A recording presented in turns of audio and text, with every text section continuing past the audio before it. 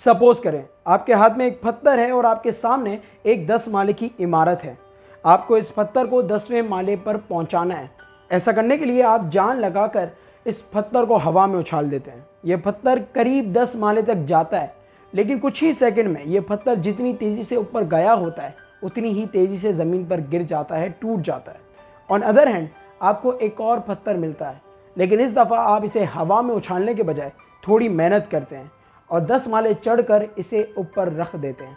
इस दफ़ा no doubt आपका टाइम और एनर्जी दोनों ही ज़्यादा लगते हैं, लेकिन ये सब करने के बाद आपको डर नहीं होता कि आपके सर पर कोई पत्थर है जो कि कभी भी गिर सकता है। ऐसी ही कुछ मिसाल एक सस्टेनेबल और एक अनसस्टेनेबल इकनॉमी की है। एक अनसस्टेनेबल इकनॉमी गुब्बारे की तरह होती है जो कि थोड़ी ही मेहनत करने पर फूल जाती है, ग्रो हो जाती है, लेकिन एक सर्टेन पॉइंट के बाद वो बर्स्ट हो जाती है, बर्बाद हो जाती है। ऐसी ही कुछ मिसाल 2007 और 8 में हुए फाइनेंशियल क्राइसिस की है। तो चलें आज की इस वीडियो में जानते हैं कि ये क्राइसिस हुए क्यों, इसके पीछे के रीज़न क्या थे, इन क्राइसिस के बाद क्या हुआ और इन क्राइसिस से हम क्या सीख सकते हैं। लेकिन वीडियो शुरू करने से पहले मेरा नाम फैज़ान नज़ाम मारफानी है और आज की इस वीडियो में मैं आपका होस्ट हूँ। तो शुरू करते हैं रीज़न से और इसे जानने के लिए चलते हैं 2000 में, क्योंकि ऑल्सो ये क्राइसिस हुए तो 2007 और 8 में थे, लेकिन इसके पीछे के जो रीज़न थे वो तो पुराने थे। तो 2000 में हुए .com बबल के बाद, जिसमें अमेरिकन स्टॉक मार्केट बहुत बुरी तरीके से क्रैश हुई थी, बहुत से लोग तबाह हो बर्बाद हो गए थे। इन्वेस्टर्स और कंज्यूमर का कॉन्फिडेंस अमेरिकन इकनॉमी से उठ गया था। इन्वेस्टर पैसा इन्वेस्ट करने से और कंज्यूमर पैसा खर्च करने से डर रहे थे।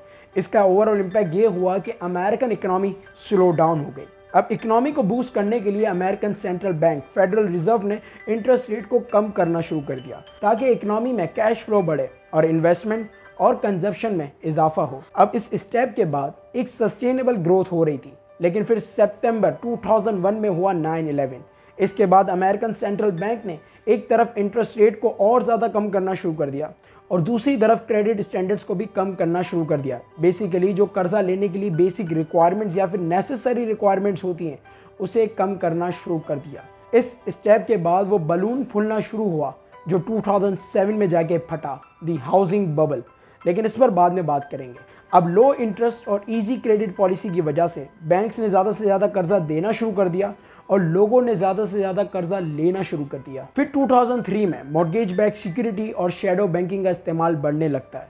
अब ये दोनों क्या हैं? तो बेसिकली शेडो बैंकिंग वो होती है जो आउटसाइड दी बैंकिंग सिस्टम काम करती है, जैसे कि investment banks, hedge funds, insurance firms. अब ये तमाम मोर ओवर बैंकिंग का ही काम करते हैं, लेकिन ये सेंट्रल बैंक के कंट्रोल में नहीं आते, उसकी अंडर नहीं आते, जिसका मतलब ये है कि इन्हें रेगुलेट नहीं किया जा सकता, इन पर लगामें नहीं डाली जा सकती। अब अगर हम मॉर्गेज बैक सिक्योरिटी की बात करें तो देखिए पहले क्या होता था, आप किसी बैंक के पास जाते थे, उसे बताते थे कि भाई मुझे इतना कर्जा चाहिए।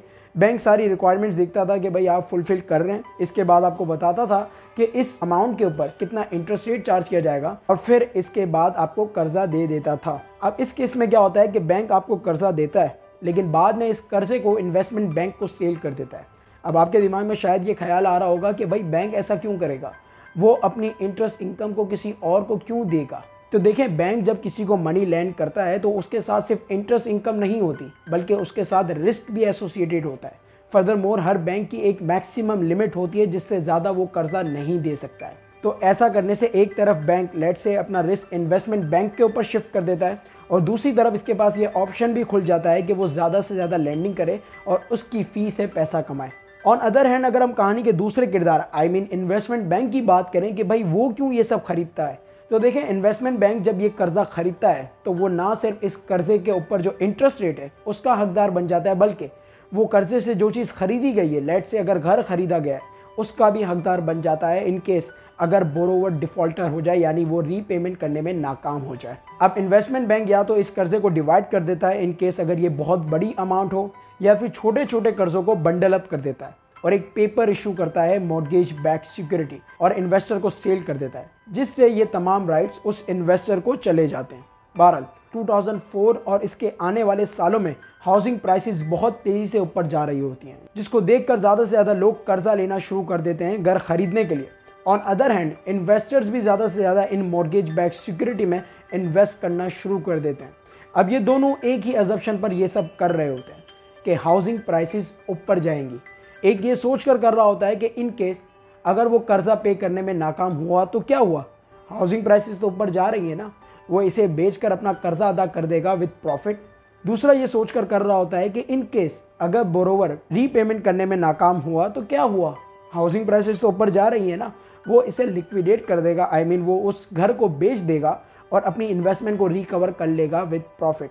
अब इन दोनों की अजम्पशन पर कैसे पानी फिरा, कैसे ये हाउसिंग बबल बर्स्ट हुआ, इस पर बात करने से पहले जानते हैं और उन फैक्टर्स को जिन्होंने इस हाउसिंग प्राइसेस को हवा दी, ताकि इसकी इंटेंसिटी का अंदाज़ा हो सके। तो व्यूवर्स, जब ये क्रेडिट मार्केट इतनी तेज़ी से ऊपर जा रही थी तो इन्वेस्टमेंट बैंक्स के दरमियान काफ़ी कंपटीशन बढ़ गया था कि कौन अपने इन्वेस्टर को ज़्यादा से ज़्यादा रिटर्न देगा, क्योंकि एक इन्वेस्टर के लिए दो चीज़ें बहुत ज़रूरी होती हैं, एक हाई यील्ड यानी high return on investment, number 2 होता है सेफ एंड सिक्योरिटी। अब इस हाई रिटर्न को अचीव करने के लिए इन्वेस्टमेंट बैंक्स ने रिस्की लैंडिंग शुरू कर दी, जिसे दी सब प्राइम लैंडिंग भी कहा जाता है। ऐसे लोगों को कर्ज देना शुरू कर दिया जिनके पास कोई जॉब नहीं, कोई इनकम नहीं, कोई एसेट्स नहीं, जिसकी वजह से कुछ इलाकों में ये भी कहा जा रहा था कि अगर आपको लोन चाहिए तो उसकी रिक्वायरमेंट सिर्फ इतनी है कि आपकी बॉडी में सांस चल रही हो।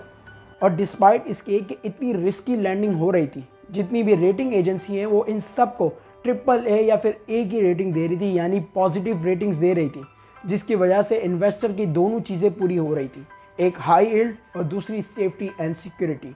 लेकिन फिर हवाओं का रुख बदलने लगा और इस गुब्बारे से हवा निकलना शुरू हो गई जब अमेरिकन सेंट्रल बैंक ने इंटरेस्ट रेट को बढ़ाना शुरू कर दिया। इस इंटरेस्ट रेट हाइक से बहुत से लोग डिफॉल्टर होना शुरू हो गए। 2007 में करीब 14 लाख प्रॉपर्टीज ऐसी थी जिन पर फोरक्लोजर प्रोसीडिंग शुरू हुई थी। 2008 में इसमें करीब 81% इंक्रीज आया और ये फिगर 23 लाख को पहुंच गया। अब डेफिनेटली जब अचानक से किसी चीज़ की सप्लाई मार्केट में इतनी ज़्यादा बढ़ जाए, ऑन अदर हैंड इसकी इतनी ज़्यादा डिमांड ना हो, तो फिर एक ही चीज़ होती है, मार्केट क्रैश, और इस केस में बबल बर्स्ट। अब इस हाउसिंग मार्केट क्रैश से यूरोप और पार्टिकुलरली यूएसए में फाइनेंशियल क्राइसिस शुरू हो जाते हैं।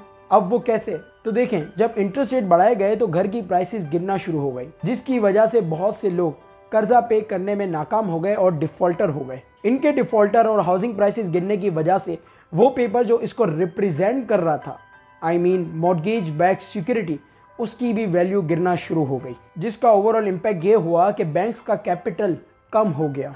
अब जब ऐसा हुआ तो लोगों में पैनिक आ गया, उन्हें ये डर लगना शुरू हो गया कि बैंक में पड़ा उनका पैसा बर्बाद हो गया है, डूब गया है।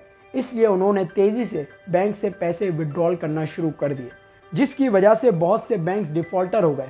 और जब ऐसा हुआ तो इकनॉमी का पहिया रुक गया, क्योंकि सारा सिस्टम चलता है क्रेडिट पर। अब बैंक्स के पास तो इतना भी पैसा नहीं है कि वो लोगों को उनका पैसा दे सके। अब हालात को कंट्रोल करने के लिए, डूबती हुई इकनॉमी को बचाने के लिए, लोगों का भरोसा दोबारा फाइनेंशियल सिस्टम पर बहाल करने के लिए एक तरफ इंटरेस्ट रेट को कम करना शुरू कर दिया गया और दूसरी तरफ तरह तरह के बिल पास किए गए, जैसे कि emergency economy stabilisation act, economy stimulus act, American recovery and reinvestment act, housing and economy recovery act. इन सब एक्ट्स के through trillions of dollars economy में इंजेक्ट किए गए, ताकि वो कबाड़ा जो पिछले 3-4 सालों में किया गया उस पर पर्दा डाला जा सके या फिर उसे कंट्रोल किया जा सके। ये क्राइसिस करीब 2 सालों तक चले। और अगर हम ये बात करें कि हम इन क्राइसिस से क्या सीख सकते हैं, तो अगर आज हम पार्टिकुलरली दुनिया की बिगेस्ट इकोनॉमीज यूएसए और चाइना की तरफ देखें, तो इनके यहाँ कुछ एस्पेक्ट्स में हालात मुख्तलिफ ज़रूर हैं, लेकिन बहुत से एस्पेक्ट्स में 2007 और 2008 में हुए फाइनेंशियल क्राइसिस से मिलते जुलते हैं। जैसे कि कोरोना के दौरान हालात को कंट्रोल करने के लिए इंटरेस्ट रेट कम किए गए, इकोनॉमी में आर्टिफिशियल स्टिमुलस दिए गए, जिसकी वजह से इन दोनों कंट्रीज़ में हाउसिंग प्राइसेस अपनी नई बुलंदियों पर पहुंच गई। लेकिन रिसेंटली महंगाई को कंट्रोल में करने के लिए इंटरेस्ट रेट बढ़ाए जा रहे हैं, जिसकी वजह से हाउसिंग प्राइसेस बहुत तेज़ी से गिर रही हैं। और अगर इंटरेस्ट रेट उतनी ही तेज़ी से बढ़ाए गए जितना उस वक्त में बढ़ाए गए थे, तो हम टू सम एक्सटेंट वैसे हालात देख सकते हैं जैसे 2007 और 8 में हुए थे पूरी दुनिया में, क्योंकि आज के वक्त में दुनिया पहले से ज़्यादा ग्लोबलाइज और इंटरकनेक्टेड है। और कुछ भी गलत पार्टिकुलरली अमेरिका और चाइना में होता है तो हम देखेंगे इसका असर पूरी दुनिया पर पड़ेगा। इसी के साथ ही मैं अपनी वीडियो को एंड करता हूँ। आपसे पूछता हूँ आपकी क्या राय है इन सब चीज़ों के बारे में। अपनी राय कमेंट सेक्शन में ज़रूर दें। अगर वीडियो अच्छी लगी हो तो इसे लाइक कीजिएगा, और आने वाले वक्त में भी अगर आप ऐसी ही इन्फॉर्मेटिव वीडियोज़ देखना चाहते हैं तो मेरे चैनल को सब्सक्राइब कीजिएगा। अल्लाह हाफिज़।